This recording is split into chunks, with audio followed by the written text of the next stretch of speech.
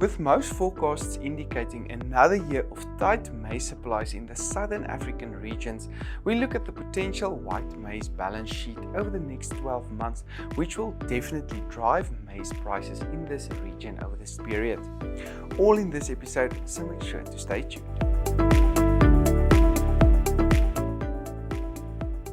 Hi, I'm Dr. Johnny van der Merwe and welcome to the African Agri Overview. Make sure to follow us on YouTube, where we will share regular insights into the agricultural markets of Africa. For more detailed information on sub-Saharan African soft commodity markets, please make sure to contact Jacques Pienaar on the information displayed on screen. In the latest economic news, the kwacha stabilized against the US dollar the past week, trading on 17.45 kwachas per US dollar. The latest Brent crude oil price decreased the past week and traded on $81 per barrel, which was due to concerns about global demand and the looming economic recession at hand. But let's go and listen to what Jacques has to say regarding the maize balance sheet in the southern African regions. We will look at the potential white maize balance sheet next 12 months for East, Southeast and Southern Africa. Most forecasts indicate another year of tight supply in the region. The countries we cover are the bigger producers, consumers in the region. Before we continue, please note formal supply and demand statistics in the majority of African countries do not exist, or when available are not necessarily very accurate. The numbers we will present are our best estimates and should be seen as such. Bear in mind, apart from South Africa, the other countries discussed are non-GM producers and mostly do not allow GM imports. Also, only a small portion of global maize production is white maize, probably around 8%, with most of it concentrated in Africa. To import white maize from abroad, not an easy feat. Only options probably Mexico and the US. Take note, all numbers are in thousands of tons. We have divided the region into two sections based on geography. East Africa is the first 3 columns and South and Southeast Africa the next 5 columns. Let's first focus on the top half of the table, which is the balance sheet, and then we will move to the bottom half showing import and export flows. In the East African region, Kenya stands out with an expected deficit of 1 million tons. We have to say the market has become accustomed to large deficits in Kenya during the last 10 to 15 years. What is probably of more concern is the small expected surplus for Tanzania, normally Kenya's main import origin. This will force Kenya to explore other import opportunities, which are few given the insistence on non-GM imports. In the South and Southeastern region, the two countries catching the eye are Zimbabwe and Malawi, who will probably have to contend with deficits. Again, we have become used to Zimbabwe needing imports during the last decade or two, but Malawi usually breaks even. Another concerning country is Zambia, who normally has a healthy exportable surplus, ending stocks of 700,000 tons before exports, well below normal for Zambia, and this will impact countries like Zimbabwe, the DRC, Tanzania and Malawi, who normally rely on Zambia imports.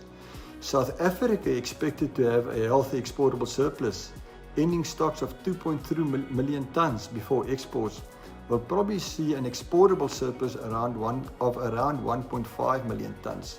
But we expect export demand to exceed this. However, market forces are unlikely to allow significantly more exports. Also, the majority of SA maize is GM, which complicates exports into Africa. Let's move now to the lower half of the table and start with Kenya.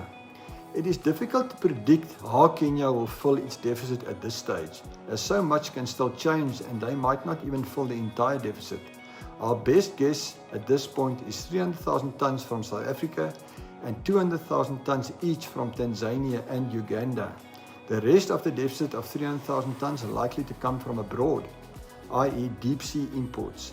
A significant portion of deep sea imports could be yellow maize for the feed industry, which should release more white maize to the food industry. Next is Tanzania, who will probably not allow formal exports, but government will struggle to prevent informal exports across porous borders to Kenya, Rwanda, Burundi and the Eastern DRC.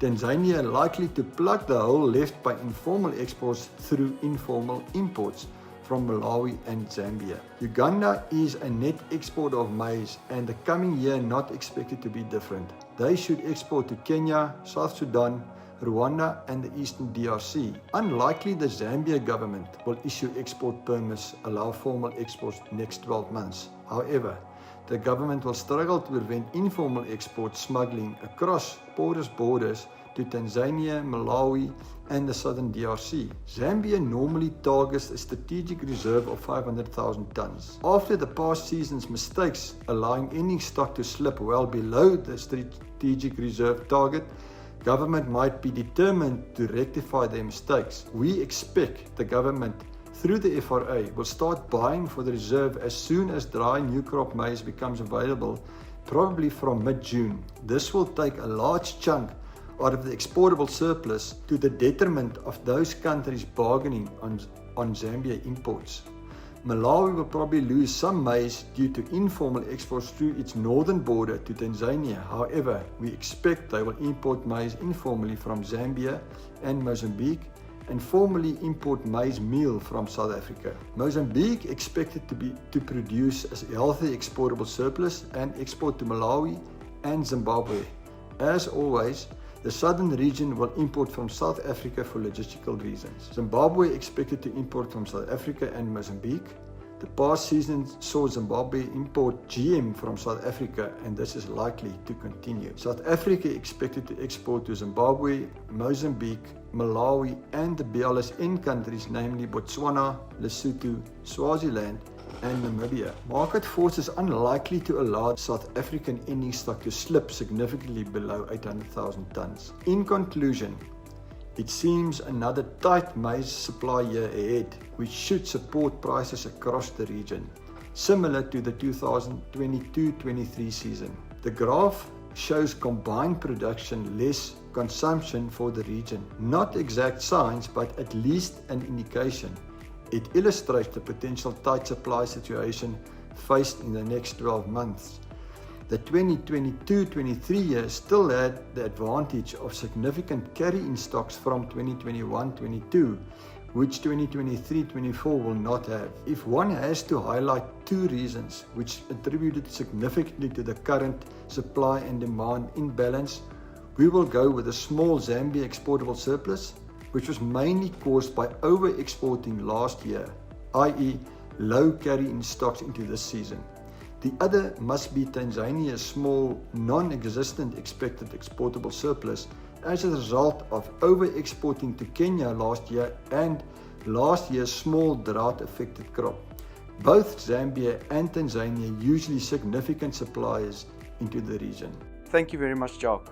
For more detailed information on sub-Saharan African soft commodity markets, please make sure to contact Jacques Pienaar at the details displayed on screen. And now, I'm Dr. Johnny van der Merwe and thank you for watching. And don't forget to subscribe.